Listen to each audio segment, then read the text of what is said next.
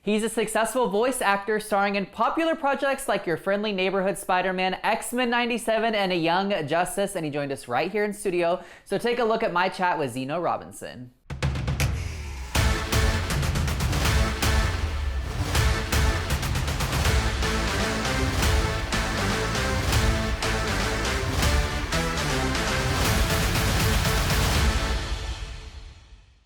Joining us now is voice actor Zeno Robinson. Zeno, welcome to the studio. How are you? Thank you for having me. I'm good. How are you? I'm good. Okay, so you just have this electric voice career that you've built up over time, right? People may know you from Your Friendly Neighborhood Spider-Man and Demon Slayer and all kinds of other projects, but what about voice acting intrigued you? And at what point were you like, this might be my career. I think I could do this. I think I grew up like watching a lot of the things that I kind of ended up being in, or at least the kind of the mediums that I ended up being in, right? So I grew up watching a lot of cartoons and playing a lot of video games, and so when I first decided that I wanted to be an actor, like really young, I was like, oh wait, I can do all that stuff that like I grew up like kind of watching and ingesting like over the course of my youth. So I think it just kind of was a natural progression of like once I started acting, I knew already like how the mediums sounded because I spent so much time like consuming them. So, yeah. Which is fascinating because I think one of the almost more challenging things, I guess, I'm not a voice actor, but I would have to guess the more challenging thing is like,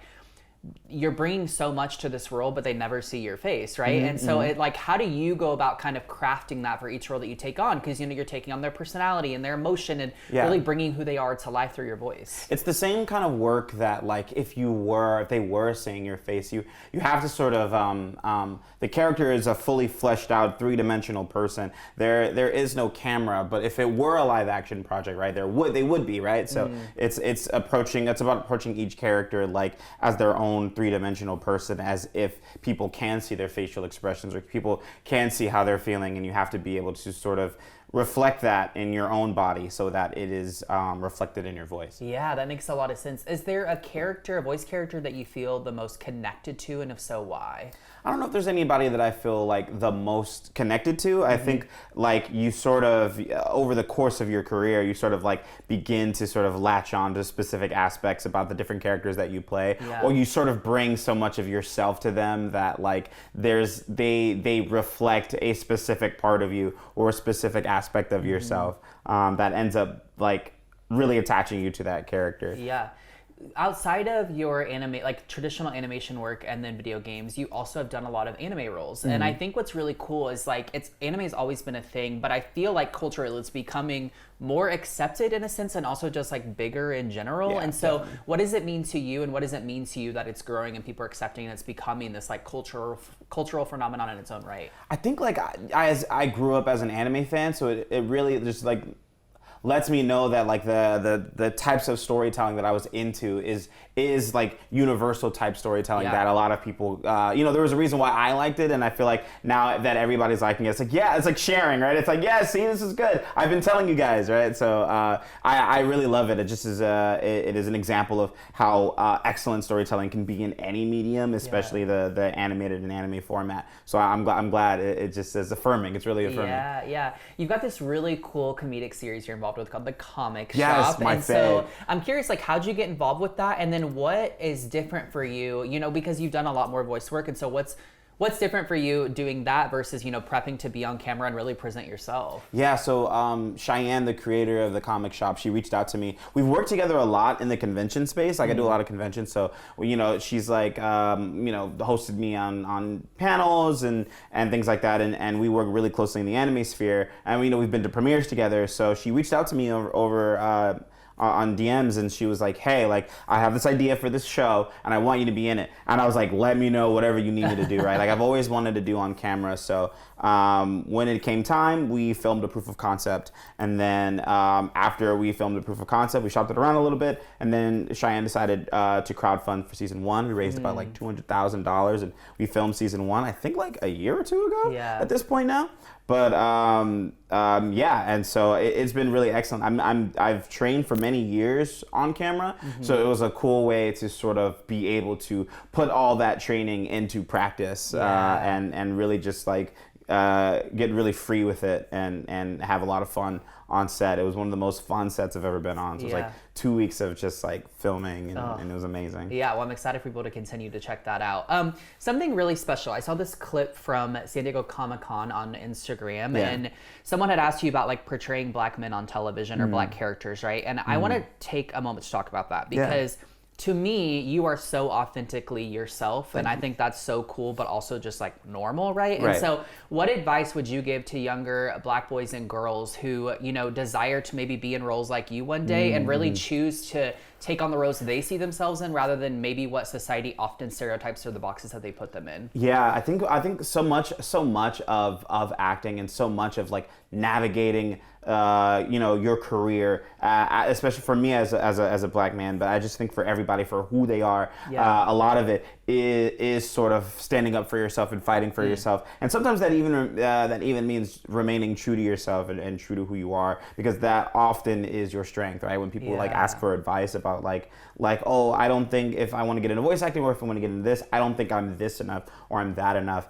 And no one is you, and that is your strength. So like a lot of the work that you'll get over the course of your career will be because some aspect of yourself resonated with some aspect of the character, right? So I think like the more you connect in with yourself and you have a very unique, everyone has a unique story, everyone has a unique thing about them. Like that is the story that needs to be told, right? Like that is what people are going to resonate to and gravitate toward because it's real and it's authentic and it's and that's like acting, right? Like you want to reflect real life and you want to reflect like actual people. So I just think like don't be afraid to be yourself. I think a lot of people feel like they have to sort of fit in some kind of box or please some kind of thing or be some kind of thing, and you like don't be afraid to be yourself. Like it is what people are going to like most about whatever you bring to a project. Oh, that's powerful stuff. And I think it just applies to everyone, right? Like on a human level, that's what we all need more of, is like just the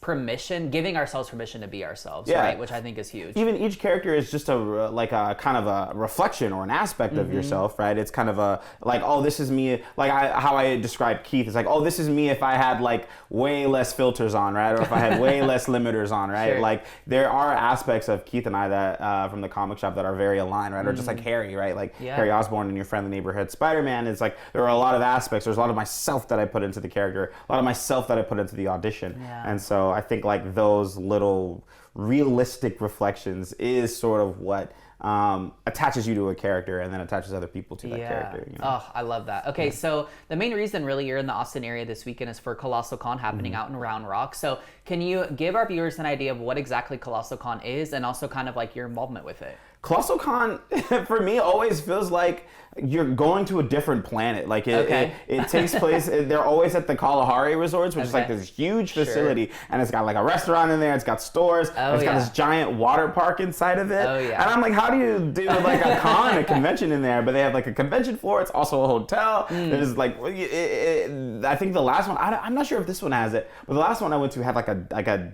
I don't even know what it's called, but it's like a Dave & Buster's kind of thing, like an arcade. You know, it's got everything. So it's like you kind of just stay in this giant facility for like a few days. And it's really awesome. It's really fun. It's a good time. Yeah, I love that. And then is there anything specific you're doing there, or are you just attending for fun? I'm guesting there. So I'm guesting there. So I'll be signing there all weekend. I have a lot of prints. We have a lot of other really cool peers that are also be there, like Caleb Yen. I ran into Caleb Yen in the airport. And so we'll both be down there. I'll be signing all weekend.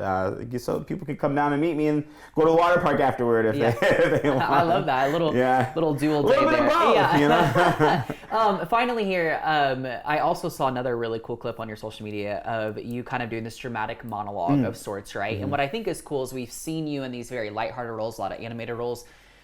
Is that something that you see yourself tapping into? Like, is there a project or project format you still want to do in your career aside from maybe what you've done up to this point? Yeah, it's part of why I, that the people I work with on that was called Upshot Reels. There was a reason why I work with Upshot Reels on that, is because I do want to be seen as a well-rounded, a three-dimensional artist and actor. So, a lot of people see me in animated roles, and then we have the comedy role and in the comic shop, but not a lot of people get to see me like sort of dig in and be an actor. And so, or at least that side of acting for me. Sure. So for me, it was I still want to in the voiceover field, there are like all these like games, like these big cinematic games that are shot like films and they play like films, you know, like, but they were like really deep and dramatic, and that's sort of this kind of work that I have yet to do that I'd like to do. Yeah. As well as like film, you know, I've done, you know, we have the comic shop was TV, and I'd love to like dig into, you know, like more dramatic like film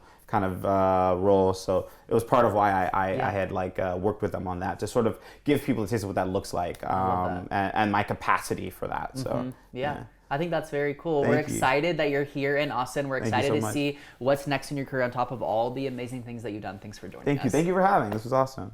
To keep up with Zeno and his latest projects, follow him on social media at @childish_Gamzeno.